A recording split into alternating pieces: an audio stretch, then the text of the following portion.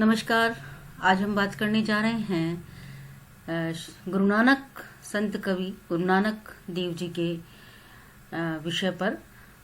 हिंदी साहित्य में गुरु नानक देव भक्ति काल के अंतर्गत ही आते हैं और वे भक्ति काल में निर्गुण धारा की ज्ञानश्री शाखा से संबंध रखते हैं।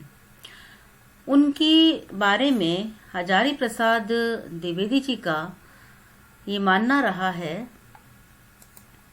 कि मध्य युग के जिन महात्माओं ने भारतीय धर्म साधना और समाज व्यवस्था को गंभीर भाव से प्रभावित किया है, उनमें गुरु नानक देव जी का प्रमुख स्थान है।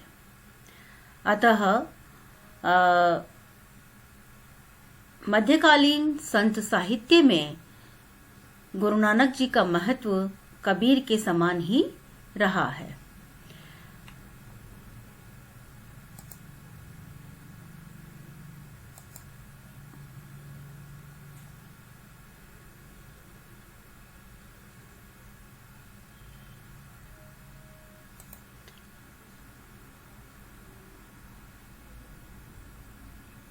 कबीर के समान ही रहा है और कबीर के समान ही इन्होंने व्यष्टि के लिए विवेक, वैराग्य, भक्ति और ज्ञान की अनिवार्यता का संपादन किया। समष्टि के लिए सदाचार, संयम और सामाजिक उन्नयन की भावना का संस्थापन किया। गुरु नानक जी भक्तिभाव से पूर्ण होकर जब वे भजन गाया करते थे तो उन सब का संग्रह ग्रंथ साहिब में किया गया है। नानक अच्छे सूफी कवि भी थे और उनके भावुक और कोमल हृदय ने प्रकृति से एकात्म होकर जो अभिव्यक्ति की है वह अद्भुत है, निराली है। उनकी भाषा बहता नीर थी जिसमें फारसी, मुल्तानी, पंजाबी, सिंधी, खड़ी बोली और अरबी के शब्द सहज ही समा गए। वे बचपन से ही धीर गंभीर प्रवृत्ति के थे और जब बाल्यकाल में उनके सभी साथी, उनके दोस्त खेल कूद में व्यस्त रहते थे और बाहर जाकर के अपना सारा खेलने का कार्यक्रम रखते थे, तब वह नेत्र बंद करके अपने आप में खोए रहते थे और वह चिंतन मनन करते थे। हमेशा जब वह चिंतन मनन करते थे, उनका रुझान बचपन से ही चिंतन करने में और सोच विचार करने में रहा। जैसा कि साधुओं का जीवन होता है वैसा ही उनको जीवन रहा। तो उनके माता पिता को उनकी बहुत चिंता होती थी और उनके पिता कालू लाल जी और माता तृप्ति बहुत चिंतित रहते थे उनके इस व्यवहार को देखकर। तो उनके पिता ने पंडित हरदयाल जी के पास उन्हें शिक्षा ग्रहण करने के लिए भेजा, लेकिन पंडित जी बालक नानक के प्रश्नों पर निरुत्तर हो जाते थे। वे कुछ ऐसे प्रश्न पूछते थे जिनके उत्तर उनके पास नहीं होते थे और उनके ज्ञान को देखकर वे समझ गए कि ये कोई साधारण बालक नहीं है। नानक को स्वयं ईश्वर ने अपना पढ़ाकर, ज्ञान देकर इस संसार में लोगों का कल्याण करने के लिए भेजा है, उसे वो क्या पढ़ाएंगे। नानक को फिर मौलवी कुतुबुद्दीन के पास पढ़ने के लिए भी भेजा गया, लेकिन वह भी नानक के प्रश्नों से हार गए और वह कुछ उसके प्रश्नों का उत्तर नहीं दे पाए। नानक जी ने अपना गृहस्थ जीवन में उन्होंने प्रवेश किया, किंतु नानक जी ने अपना मन ईश्वर की साधना में रमा लिया था और उन्हें घर बार पसंद नहीं आया और वह दूर दूर के देशों के लिए अपने कुछ दोस्तों के साथ भ्रमण पर निकल गए, जिससे उपासना का सामान्य स्वरूप स्थिर करने में उन्हें बड़ी सहायता भी मिली। जब वे दूर देशों के भ्रमण पर निकल गए, तीर्थ यात्रा पर निकल गए और उन्होंने कबीरदास की निर्गुण उपासना का दामन थाम लिया और निर्गुण उपासना का प्रचार उन्होंने पंजाब में आरंभ किया और वे सिख संप्रदाय के आदि गुरु बन गए। कबीर के समान ही ये भी निर्गुण निराकार ब्रह्म के उपासक थे और लोगों की धारणा तो यह है कि भक्ति साधना के क्षेत्र में ये पूर्णतः कबीर के ही अनुयायी थे।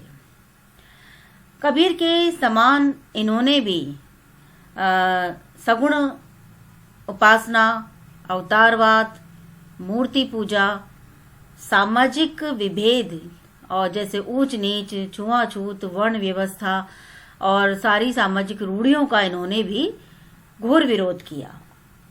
परंतु उनके इस विरोध में कबीर की सी जो अक्खड़ता, कटुता और निर्ममता नहीं थी, बल्कि वे शांत, सौम्य, उदार भाव से उनका विरोध करते थे और अपने दर्शन में उन्होंने कर्म, ज्ञान, योग और भक्ति का समन्वय किया।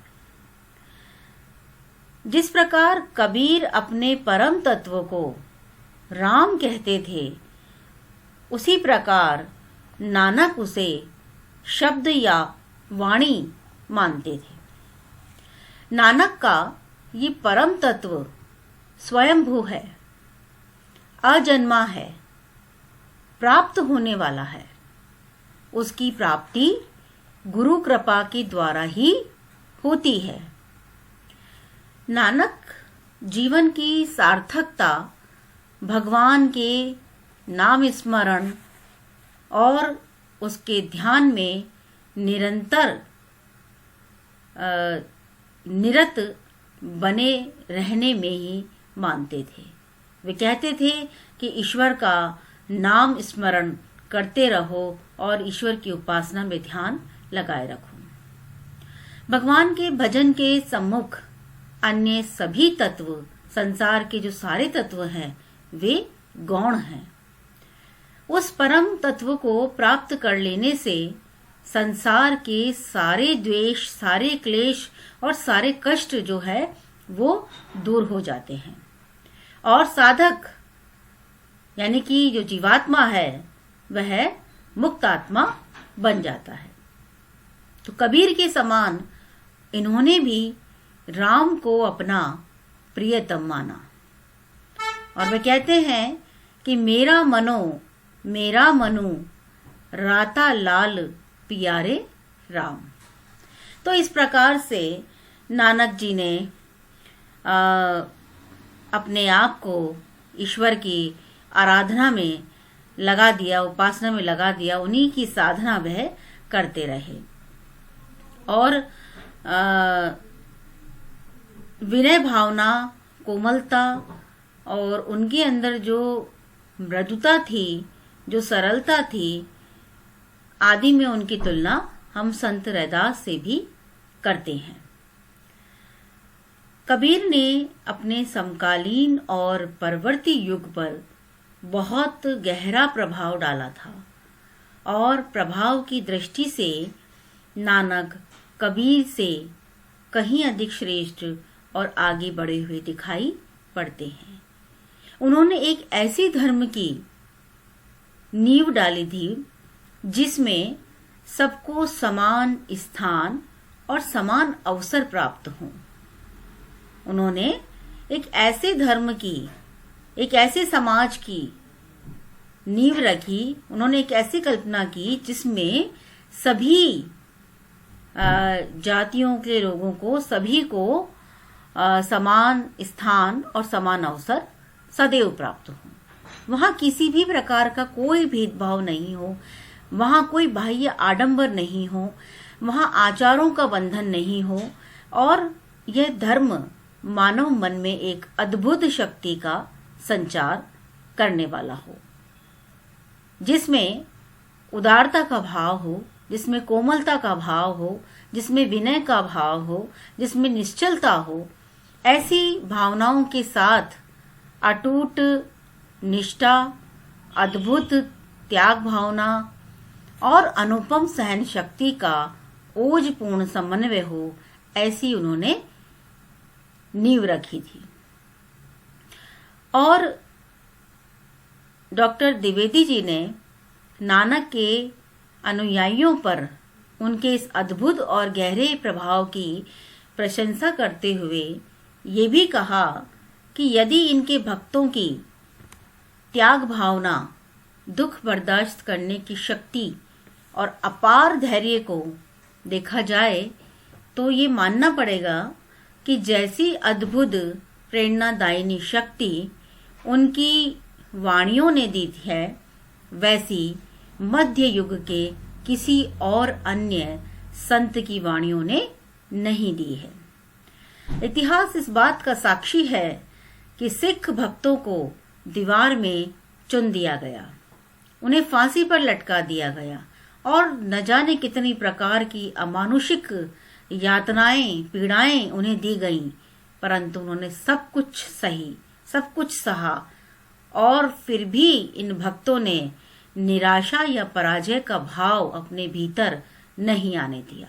अर्थात अपने चित्त में इन्होंने कभी भी नकारात्मकता को नहीं आने दिया और बल्कि उन्होंने जिन वाणियों से मनुष्य के अंदर नानक साहब को आधार बनाकर, नानक साहब की शिक्षाओं को और उनकी वाणी को आधार बनाकर मनुष्य के अंदर उन्होंने इतना बड़ा अपराजेय आत्मबल और कभी समाप्त न होने वाला साहस प्राप्त हो सकता है, तो निसंदेह इनकी जो महिमा है वह अतुलनीय है। सच्चे हृदय से निकले हुए भक्त के अत्यंत सीधे उद्गार और सत्य के प्रति दृढ़ रहने के उपदेश कितने शक्तिशाली हो सकते हैं, यह हम नानक साहब की वाणियों से स्पष्ट रूप से देख सकते हैं। तो ये तो थी हमारी नानक साहब की कुछ विशेष बातें जिस पर हमने चर्चा अभी की। गुरु नानक जी का परिवार, जैसा कि अभी पहले भी मैंने आपको बताया, गुरु नानक देव जी का जन्म 15 अप्रैल 1469 में तलवंडी नामक स्थान पर हुआ, जिस तलवंडी को आज हम ननकाना साहब के नाम से जानते हैं, जो कि पाकिस्तान के पंजाब प्रांत में है। और आपने गृहस्थ जीवन में भी प्रवेश किया, आपके 2 पुत्र भी हुए और इनके पिता कृषि व्यापार आदि में इन्हें लगाना चाहते थे, किंतु इनका मन कभी भी इन सांसारिक चीजों में नहीं लगा और ये वहां से अपना सब कुछ त्याग करके तीर्थाटन पे निकल गए, भ्रमण के लिए निकल गए। तो इस प्रकार सिख धर्म के संस्थापक गुरु नानक देव जी का जन्म कार्तिक पूर्णिमा के दिन हुआ था और कार्तिक पूर्णिमा के दिन ही गुरु नानक देव जी की जयंती को पूरे देश में बहुत ही हर्षोल्लास के साथ, आनंद के साथ मनाया जाता है, जिसे हम प्रकाश पर्व के रूप में भी जानते हैं। अब आपके सामने गुरु नानक देव जी के जीवन से जुड़ी कुछ महत्वपूर्ण बातों पर हम चर्चा कर लेते हैं कि इनके एक गुरु नानक देव जी के एक बहन भी थी जिसका नाम नानकी था।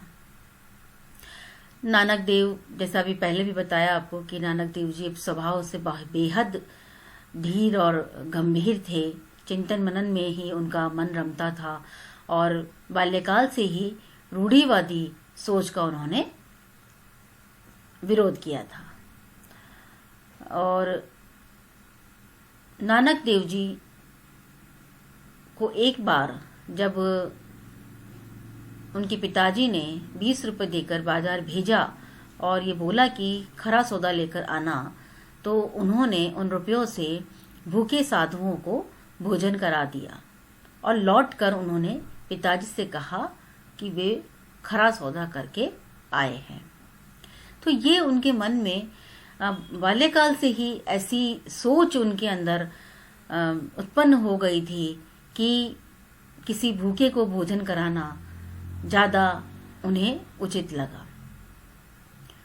गुरु नानक देव जी की पत्नी सुलक्षणी थी और वह पटाला की रहने वाली थी। उनके 2 पुत्र भी हुए थे, श्रीचंद और लक्ष्मीदास जी। गुरु नानक देव जी की जो शिक्षाएं हैं 10, वह इस प्रकार है कि ईश्वर एक है, सदैव एक ही ईश्वर की उपासना करो, क्योंकि ईश्वर सब जगह है, सर्वत्र है और प्राणी मात्र में है, वह कण कण में व्याप्त है। ईश्वर की भक्ति करने वाले को किसी का भय नहीं रहता, क्योंकि डर किसका है? जब हम उस ईश्वर की आराधना कर रहे हैं तो हमें किसी भी प्रकार का कोई भय नहीं होना चाहिए। ईमानदारी से और मेहनत करके उदर पूर्ति करनी चाहिए। यानी अपने ईश्वर ने हमें मेहनत करने के लिए 2 हाथ दिए हैं, तो हमें बिल्कुल मेहनत करके ईमानदारी से अपने और अपने परिवार का पालन पोषण करना चाहिए। बुरा कार्य करने के बारे में कभी ना सोचें और ना किसी को सताएं।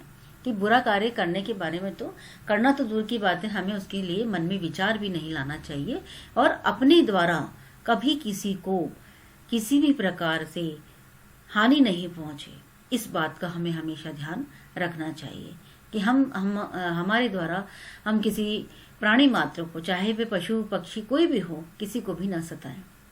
सदैव प्रसन्न रहना चाहिए, कैसी भी परिस्थिति हो, लेकिन प्रसन्न रहना मनुष्य में एक सकारात्मक ऊर्जा का संचार करता है। और ईश्वर से सदा अपने लिए क्षमा मांगनी चाहिए। ये हो सकता है कभी न चाहते हुए भी हमसे कुछ ऐसा कार्य हो जाए, इसलिए ईश्वर से अपने लिए क्षमा ही मांगनी चाहिए। मेहनत और ईमानदारी की कमाई में से जरूरतमंद को भी कुछ देना चाहिए। अगर हमारे पास है, ईश्वर ने हमें दिया है और इस योग्य बनाया है, तो हमें उसमें से अवश्य कुछ उस जरूरतमंद को देना चाहिए। स्त्री और पुरुष सभी बराबर हैं, सभी उस ईश्वर ने बनाए हैं। तो जब स्त्री और पुरुष में ईश्वर ने को बराबर मानना चाहिए, उन्हें समान मानना चाहिए। स्त्री को कमजोर और कमतर नहीं आंकना चाहिए। भोजन शरीर को जिंदा रखने के लिए जरूरी है, पर लोभ लालच व संग्रह वृत्ति बुरी है। तो इस प्रकार उनकी जो ये शिक्षाएं हैं, ये एक ऐसे व्यक्तित्व का निर्माण करती हैं जो कि हमें सही और गलत का भान कराती हैं, हमें ईश्वर की आराधना करने की ओर अग्रसर करती है और बुराइयों से बचाती है। तो ईश्वर का स्मरण करते हुए, ईश्वर के नाम का स्मरण करते हुए सदैव हमें अच्छे कार्य करते हुए, गृहस्थ जीवन में रहकर भी या संसार में रहकर इस संसार में गृहस्थ जीवन का उपभोग करते हुए भी हम एक अच्छे व्यक्तित्व का निर्माण कर सकते हैं। ये हम गुरु नानक देव जी की शिक्षाओं में देख सकते हैं, और हम गुरु नानक देव जी के जीवन से यही सीखते हैं कि हमें अपने जीवन में कुछ ऐसे कार्य करने चाहिए जिससे कि हम एक बेहतर इंसान बन सके, और हमारे जाने के पश्चात भी इस संसार में हमें हमारे अच्छे कार्यों की वजह से जाना जा सके। तो ये थी आज गुरु नानक देव जी के विषय पर संक्षिप्त कुछ महत्वपूर्ण जानकारियां। अगली कक्षा में फिर बात करेंगे। धन्यवाद।